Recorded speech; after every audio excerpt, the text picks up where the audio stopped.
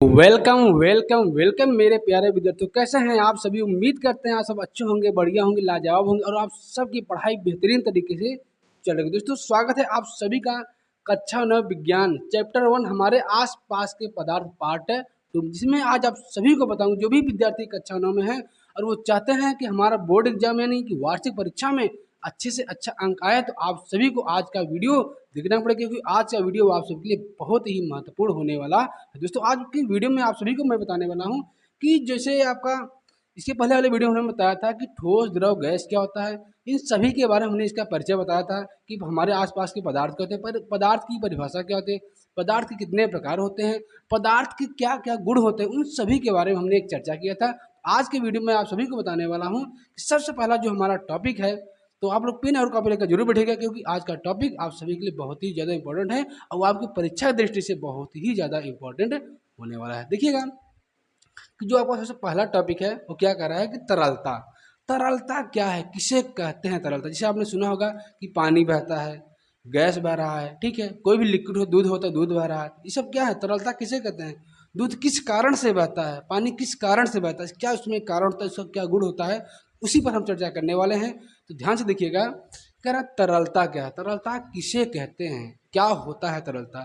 देखिएगा कह रहा कि द्रव का वह गुण, यानी किसी भी द्रव का वह गुण जिसके कारण वह बहता है, कोई भी द्रव हो जिस गुण के कारण जिस गुण के कारण वह बहता है, जैसे पानी हो गया, दूध हो गया, कोई भी चीज़ हो गया, यानी द्रव का वह गुण जिसके कारण वह बहता है तरलता कहलाता है। अगर पानी है, अगर पानी आपके बह रहा है, ऐसे ऐसे पानी बह रहा है, तो पानी को जो बहने का गुण है, ये जो बहने का गुण है ना, उसी को हम तरलता कहते हैं। तो आपने क्या समझा कि किसी भी द्रव का कि बहने का जो गुण होता है उसी को हम तरलता कहते हैं। फिर उसके बाद जो आपका अगला वाला आ गया टॉपिक है वह है संपीडिता। संपीडिता बहुत ही ज़्यादा इंपॉर्टेंट है। जैसा कि आप सभी ने सुना होगा कि जैसे गैस सिलेंडर होता है, गैस किसी गैस सिलेंडर में जो गैस भरा जाता है किस कारण से, किस प्रकार से भरा जाता है, तो आप सभी को बता दूं तो जो आपका गैस होता है, गैस सिलेंडर में जो गैस भरा जाता है वो संपीडित करके भरा जाता है। जैसे मान लीजिए जैसे कोई डॉक्टर होता है, जब वो सुई लगाता है ना, जो नीडल जब उसको दबाता है ना, तो वो क्या होता है, जो कण, जो पानी के द्रव के या जो भी दवा होता है उससे जो कण होते हैं पास पास आने लगते हैं। ये किस कारण से पास पास आ रहे हैं, क्योंकि उस पर बल लगाकर ना उस द्रव के उस दवा के बीच की दूरी को कम किया जा रहा है। यानी संपीड़िता का मतलब जैसे आप जब साइकिल में हवा भरते हैं, साइकिल में हवा भरते हैं, जब आप साइकिल में हवा भरते हैं तो आप ऊपर उठाते हैं, फिर उसके बाद नीचे ले जाते हैं। नीचे ले जाएंगे ना तो उस पंप में जो हवा रहेगा ना, जो हवा के कण रहेंगे वो पास पास आने लगेंगे। जब पास पास आने लगेगा तो कणों के बीच की दूरी क्या होगा, बहुत ही कम हो जाएगा। तो क्या कर रहा है कि बल लगाकर पदार्थ के कणों की बीच की दूरी को कम करना, पदार्थ के कणों के बीच की दूरी को कम करना ही संपीडिता कहलाता है। क्या कहा आपने कि बल लगाकर पदार्थ के कणों की बीच की दूरी को कम करना ही क्या कहलाता है, संपीडिता कहलाता है। जैसे जब हवा भरते हैं, जो हवा भरेंगे ना, जब पंप नीचे ले जाएंगे इसको, ठीक, तो क्या होगा, जो पंप में जो हवा रहेगा ना, हवा के कणों के बीच दूरी क्या होगा, कम। क्यों कम होगा, क्योंकि उस पर एक बल लग रहा है। जब बल लगेगा तो उनके बीच की दूरी क्या होगा, कम। वही वही गुण कहलाता है आपका संपीडिता कहलाता है। क्या है कि बल लगाकर पदार्थ के कणों के बीच की दूरी को कम करना ही संपीडिता कहलाता है। उम्मीद करते हैं दोस्तों आप सभी को अच्छी तरीके से समझ में आया होगा। ठीक है, अब हम चर्चा करते हैं आपका जो है कि ठोस, द्रव तथा गैस में अंतर। ठोस, द्रव तथा गैस में क्या अंतर होता है, आप सभी को पता होगा कि ठोस क्या होता है, द्रव क्या होता है, गैस क्या होता है। इन तीनों के बारे में हमने इसके पहले वाले पार्ट में चर्चा बेहतरीन तरीके से और आसान और सरल भाषा में हमने किया है। अगर आप लोग चाहते हैं कि उस पार्ट को देखना, तो इसको देखने के बाद उस पार्ट को देखिएगा, ठीक, उसके बाद ना तब आपको और बेहतरीन तरीके से सब चीज़ें समझ में आएगा। तो चलिए दोस्त शुरुआत करते हैं किसकी, कि ठोस, द्रव और गैस में क्या अंतर होता है। सबसे पहले मैं आप सभी को बता दूं कि ठोस क्या होता है, किसी पदार्थ की वह अवस्था जिसका आकार और आयतन निश्चित होता है उसे हम ठोस कहते हैं। जैसे ईंट हो गया, आपके बोर्ड हो गया, आपका कॉपी हो गया, ये मार्कर हो गया, ये सब क्या है, ठोस हैं। अब द्रव क्या होता है, पदार्थ की वह अवस्था जिसका आकार अनिश्चित और आयतन निश्चित होता है उसे हम द्रव कहते हैं। गैस क्या होता है, गैस क्या पदार्थ की वह अवस्था है या पदार्थ का वह प्रकार है जिसका न तो आकार निश्चित होता है न तो आयतन निश्चित होता है, तो वो क्या होता है आपका गैस कहलाता है। ठीक, अब यहाँ पर आया है कि ठोस, द्रव तथा गैस में अंतर। अंतर किस आधार पर लिखेंगे? वही आधार क्या है, उसका आकार लिखना है। उसका ठोस द्रव गैस का आकार क्या होता है, ठोस द्रव गैस का आयतन क्या होता है, इसमें आकर्षण बल, किसमें आकर्षण बल ज़्यादा पाया जाता है, किसमें कम पाया जाता है, और इसके बाद क्या होगा कण, किसमें कणों की बीच दूरी कम होता है, किसमें कणों की बीच दूरी ज़्यादा होता है, इसमें घनत्व किसमें ज़्यादा अधिक होता है, किसमें अधिक होता है, किसमें तरलता, किसमें भाव का गुण पाया जाता है, और किसमें संपीडितता का गुण पाया जाता है, और किसमें गतिज ऊर्जा पाई जाती है। तो सबसे पहले देखिएगा, इसमें पहला गुण है, पहला गुण क्या रहा है, आकार। तो आपने देखा होगा कि जो ठोस होता है, जो ठोस होता है उसका आकार, ये जो आकार, ये मार्कर है, इसका आकार क्या है, निश्चित है। आकार क्या है, निश्चित। जो आपका ठोस होगा, तो ठोस का आकार क्या होगा, इसका क्या लिखेंगे, इसका जो आकार होगा, इसका आकार, इसका आकार क्या होगा, इसका आकार क्या होगा, निश्चित होता, क्या होता है, तो जो ठोस का आकार होता है वह क्या होता है, वह निश्चित होता, क्या होता है आपका, निश्चित होता है। ठीक है, अब जो द्रव है, द्रव का आकार निश्चित नहीं होता, क्यों, क्योंकि द्रव यानी पानी को जिस बर्तन में रखेंगे ना उसी बर्तन का आकार ले लेगा, इसलिए तो जो आपका द्रव है, द्रव का आकार क्या होता है, इसका आकार, इसका आकार क्या होता है, अनिश्चित होता है, यानी कि निश्चित नहीं होता है। इसका जो आकार होगा, इसका आकार क्या होगा, अनिश्चित होता। अब जो गैस है, गैस, गैस का आकार क्या होता है, इसका आकार क्या होता है, अनिश्चित, इसका कोई आकार नहीं होता। गैस को जिस बर्तन में रख दोगे उसी बर्तन का रूप ले लेगा, क्या हो जाएगा, इसका क्या होगा, इसका भी आकार क्या होगा, इसका आकार, इसका आकार अनिश्चित होता है। क्या होता है आपका, अनिश्चित होता, क्या होता है आपका, अनिश्चित होता। ठीक है, अब उसके बाद दूसरा आ गया आयतन। तो आपका जो आप जो देखोगे ठोस ना, ठोस हर जगह, चाहे जहाँ रख दो हर जगह बराबर क्षेत्र लेता, बराबर जगह लेता है। क्या होगा, इसका जो ठोस होगा, ठोस का जो आयतन होगा, इसका आयतन क्या होगा, निश्चित होगा। इसका आयतन क्या होगा, इसका जो आयतन होगा निश्चित होता है। क्या होता है आपका, इसका जो आयतन होता है वह क्या होता है, निश्चित होता। ठीक है, अब ठीक, इसका आयतन क्या होता है, यानी ठोस का जो आकार और आयतन दोनों क्या होता है, निश्चित होता है। और द्रव का आकार क्या होता है, इसका द्रव का जो आयतन होता है क्या होता है, इसका आयतन क्या होता है, आयतन निश्चित होता है। क्या होता है, निश्चित होता है। ठीक, अब गैस का, इसका आयतन जो होता है अनिश्चित होता है। क्या होता है, इसका जो आयतन होगा, इसका जो आयतन होगा क्या होगा, अनिश्चित होगा। क्या होगा, अनिश्चित होता। क्या होता है, इसका जो आयतन होगा क्या होगा, अनिश्चित होगा, यानी इसका आकार भी अनिश्चित, इसका आयतन भी अनिश्चित होगा, क्योंकि कम जगह भी ले सकता है और ज़्यादा जगह भी ले सकता है। अब इसके बाद आ गया आकर्षण बल। देखो जो ठोस होता है ना, जो ठोस होते हैं, जो ठोस के कण होते हैं बहुत पास पास होते हैं। क्या होते हैं, बहुत पास पास होते हैं। क्या होते हैं, जो ठोस के कण होते हैं बहुत पास पास होते हैं। द्रव के कण क्या होते हैं, ठोस की अपेक्षा थोड़ा सा दूर दूर होता है। क्या होता है आपका, ये थोड़ा सा दूर दूर होता है। और गैस के बहुत दूर दूर होते, जो गैस के कण होते हैं वो काफ़ी दूर दूर होते। ठीक है, आप देख पा रहे हैं कि, तो अब आ गया आकर्षण बल। आकर्षण बल क्या होता है, जिस बल से कोई वस्तु दूसरे की ओर खींचते हैं। तो आप देख पा रहे हैं जो आकर्षण बल होता है, जो ठोस का आकर्षण बल होता है इसमें ज़्यादा होता है। ठीक है, इसमें जो आकर्षण बल होता है सबसे अधिक होता है। क्या होता है, क्या होता है, सबसे अधिक होता है। और द्रव में ठोस से कम होता है। क्या होता है, ठोस से कम होता है। कम क्यों होता है, क्योंकि इसके कण क्या होते हैं, दूर दूर होते हैं। जिनके कण दूर दूर रहेंगे ना उनके बीच आकर्षण बल क्या होगा, सबसे कम होगा। अब जब सबसे अधिक किसमें होगा आकर्षण बल, सबसे अधिक आपका किसमें होगा, ठोस में होगा। अब गैस में क्या होगा, अब देखो गैस कण ठोस और द्रव के अपेक्षा काफी दूर दूर है, इसका मतलब इसमें आकर्षण बल सबसे कम पाया जाएगा। क्या होगा, इसमें सबसे कम आकर्षण पाया जाएगा, इसमें सबसे कम आकर्षण बल पाता है। क्या होता है, इसमें सबसे कम आकर्षण बल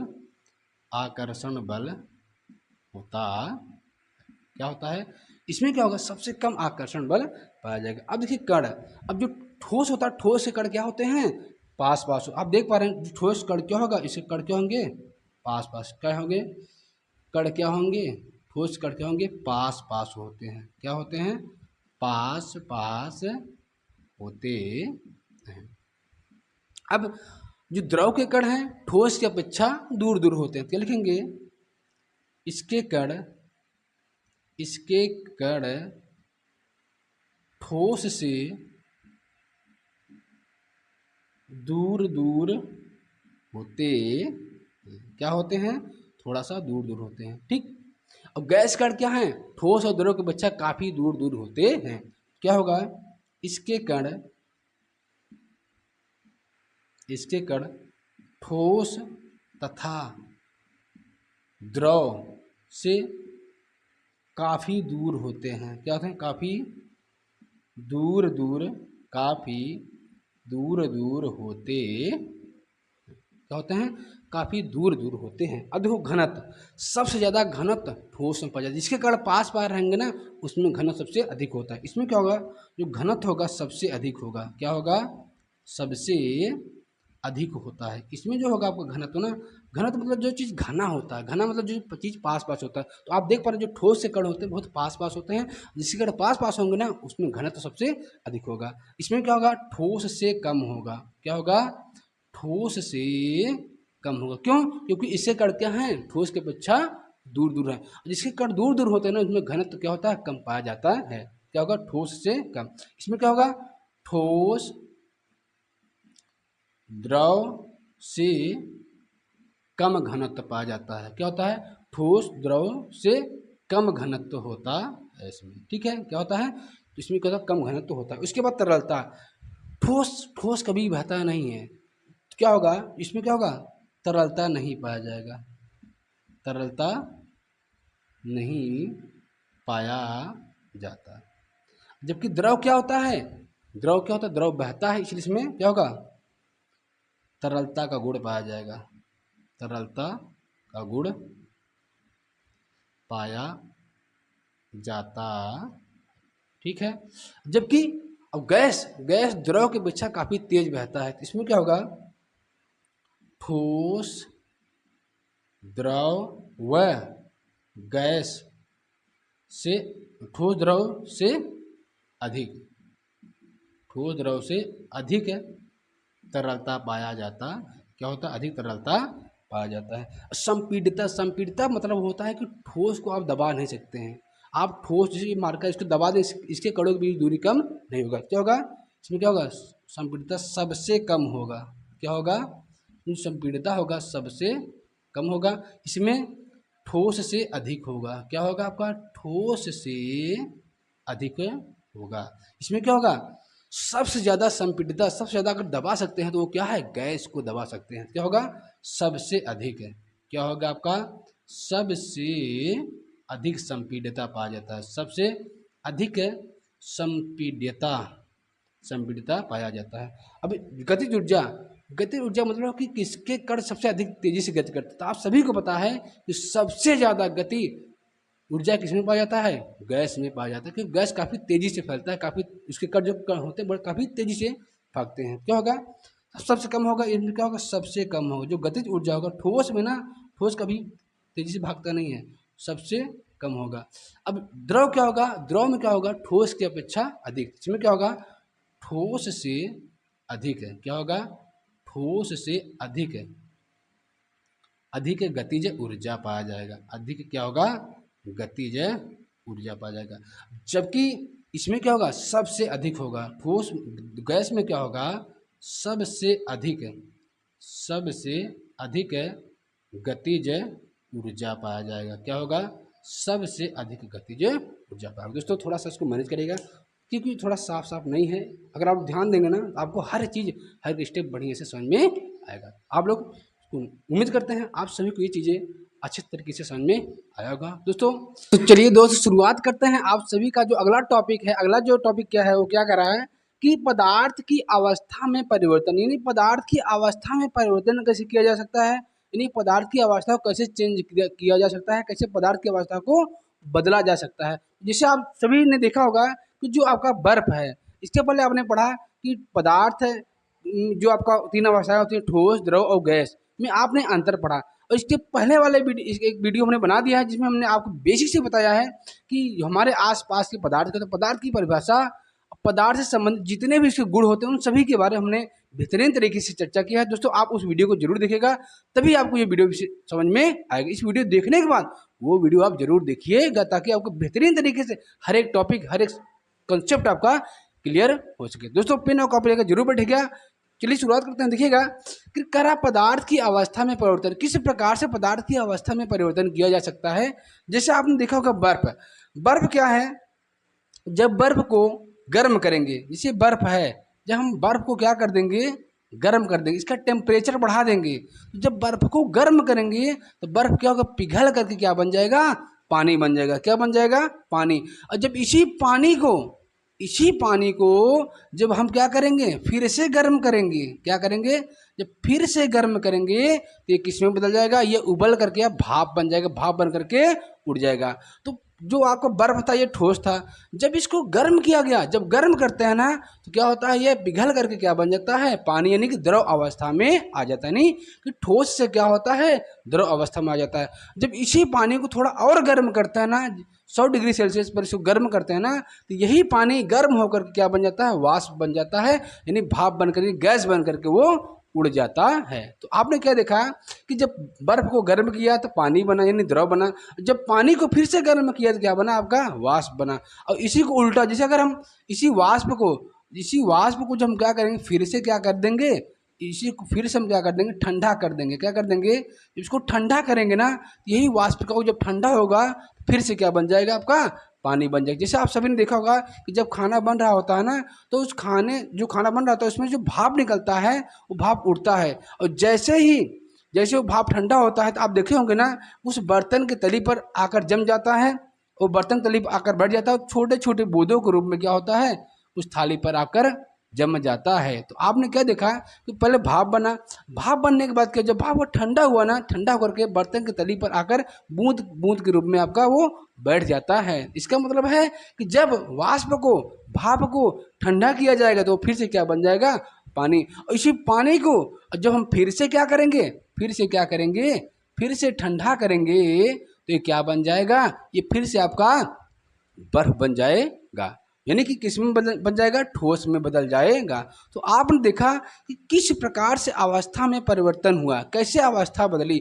आपने देखा या तो गर्म करने पर पदार्थ की अवस्था बदली, या तो ठंडा करने पर, या तो गर्म करने पर पदार्थ की अवस्था बदल जाती है, या ठंडा करने पर पदार्थ की अवस्था बदल जाती है। दोस्तों गर्म और ठंडा करने के बावजूद आपका ना दाब लगाने पर भी किसी भी वस्तु का आकार, उसकी अवस्था बदली जा सकती है। ठीक जैसे कोई बोतल है, जब आप बोतल को दबाएंगे ना तो उसका आकार क्या होगा, उसका आकार चेंज हो जाएगा। क्या हो जाएगा, उसका आकार चेंज हो जाएगा। यानी कि अगर हम पदार्थ की अवस्था की परिवर्तन की बात करें, अवस्था में परिवर्तन किस प्रकार से किया जाता है, क्या वो तरीका होता है, वो तरीका क्या है आपका, दो तरीका। एक तरीका क्या है कि हम क्या कर सकते हैं कि तापमान में परिवर्तन करके, तापमान में परिवर्तन करके, यानी कि तापमान को अगर हम कम ज़्यादा करेंगे तब भी पदार्थ की अवस्था में बदलाव हो जाएगा, पदार्थ की अवस्था बदल जाएगी। जैसे आपका बर्फ था, हमने गर्म किया, ताप बढ़ाया तो पानी बना, पानी को जब गर्म किया तो क्या बना, आपका वाष्प बना। और फिर जब इन्हीं को जो हम ठंडा करते गए तो गैस से बन गया आपका द्रव, द्रव से क्या बन गया आपका, ये आपका ठोस बन गया जब ठंडा किया गया तब। यानी एक तो क्या है, एक तो तापमान में परिवर्तन करके, और दूसरा क्या है, दाब में परिवर्तन करके। क्या करेंगे, दाब में परिवर्तन करके पदार्थ की अवस्था को बदला जा सकता है। क्या करके, यानी कि तापमान में परिवर्तन करके, यानी ताप कम या ज़्यादा करके, दूसरा दाब में परिवर्तन करके पदार्थ की अवस्था को आसान तरीके से बदला जा सकता है। ठीक है, तो उम्मीद करते हैं ये चीज़ समझ में आया होगा। अब बात ये आई सर जी, ये ताप होता क्या है, आखिर तापमान कहते किसे हैं। इसका मात्रक क्या होता है? आप सभी को मैं बता दूं, जो आपका ताप होता है, जो टेम्परेचर होता है, आखिर तापमान किसे कहें, कैसे जानते हैं? देखो, तो मैं आप सभी को एक सिंपल सा परिभाषा बताता हूँ, एक सिंपल सा उदाहरण देता हूँ। जैसे मान लीजिए आपके पास दो बर्तन हैं। अब इस बर्तन में, दोनों बर्तन में पानी है, मगर क्या है, एक में क्या है, एक बर्तन में क्या है आपका, इसमें गर्म पानी है। क्या है? गर्म। इसमें क्या है आपका, ठंडा पानी है। ठीक है, क्या है, एक में गर्म पानी, क्या है, ठंडा पानी। तो आप जब आप अपना हाथ इस बर्तन में डालोगे तो आपका हाथ जलने लगेगा। आपका हाथ क्या होगा, जलने लगेगा, आपका हाथ गर्म हो जाएगा। मगर जैसे ही इस बर्तन से आप हाथ निकाल कर इस बर्तन में डालेंगे ना, तो जो आपका हाथ होगा उसमें जलन कम होगा, आपका जो हाथ होगा वो ठंडा महसूस करेगा। यानी हमने क्या किया, जब इसमें अपना हाथ डाला तो क्या हुआ, हमारा हाथ गर्म हो गया, हमारा हाथ जलने लगा। लेकिन जब यही हाथ इस वाले बर्तन में डाला जिसमें ठंडा पानी है, क्या है इसमें, इसमें गर्म पानी है, इसमें क्या है आपका, ठंडा पानी है। जब इसमें हाथ डाला तो हमारा हाथ क्या हुआ, जला नहीं, बल्कि ठंडा महसूस होने लगा। क्यों? क्योंकि ठंडा है, क्योंकि इसका तापमान क्या है, कम, इसका तापमान क्या है, ज़्यादा। तो आपने क्या देखा, तो जिसका तापमान कम हो, जिसका तापमान ज़्यादा हो, यानी कि अगर तापमान ज़्यादा रहेगा तो गर्म ज़्यादा रहेगा, तापमान कम रहेगा तो ठंडा होता चला जाएगा। ठीक है, तो आपने क्या देखा, तो इसकी परिभाषा क्या हो जाएगी, इसकी परिभाषा की बात करें तो ठंडेपन और गर्माहटपन को ही हम ताप कहते हैं। तो इसकी परिभाषा क्या हो जाएगी, क्या हो जाएगा कि ठंडेपन, क्या, ठंडेपन और ठंडेपन और गर्माहटपन, गर्माहट गर्माहटपन को ही गर्माहटपन को ही क्या कहते हैं, ताप कहा जाता है। ताप या तापमान कहा जाता है। क्या कहा जाता है, तापमान कहा जाता,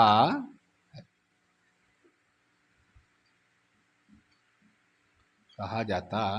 ठीक है, क्या क्या, ठंडेपन और गर्माहटपन को ही हम ताप कहते हैं। अब ताप को किस में मापा जाता है, तो वैसे तो जो आपका ताप होता है ना वो सेल्सियस में मापा जाता है। क्या होगा, इसका जो मात्रक होगा, ताप का जो मात्रक होगा,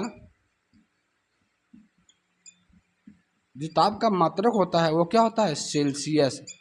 क्या होता है आपका, सेल्सियस होता, क्या होता है, सेल्सियस, ऐसे लिखा जाता है, सेल्सियस होता, क्या होता है आपका, सेल्सियस होता है। लेकिन ताप को मापने की तीन इकाई हैं, तीन मात्रक होते हैं। एक होता है सेल्सियस होता है, आप ताप को केल्विन में भी माप सकते हैं, और ताप को आप फ़ारेनहाइट में भी आप नाप सकते हैं, हम नहीं माप सकते हैं। ठीक है, जैसे तापमान को किस में मापा जाएगा, अगर देखा जाए तापमान को, अगर यहाँ नोट में लिखा जाए, आप तापमान को ना, तापमान को तापमान को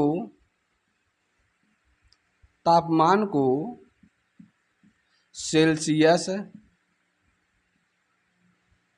क्या, सेल्सियस, केल्विन, क्या, सेल्सियस, इसको लिखा जाएगा सी, आप केल्विन किसमें, सेल्सियस, यानी सेल्सियस में, केल्विन में, तथा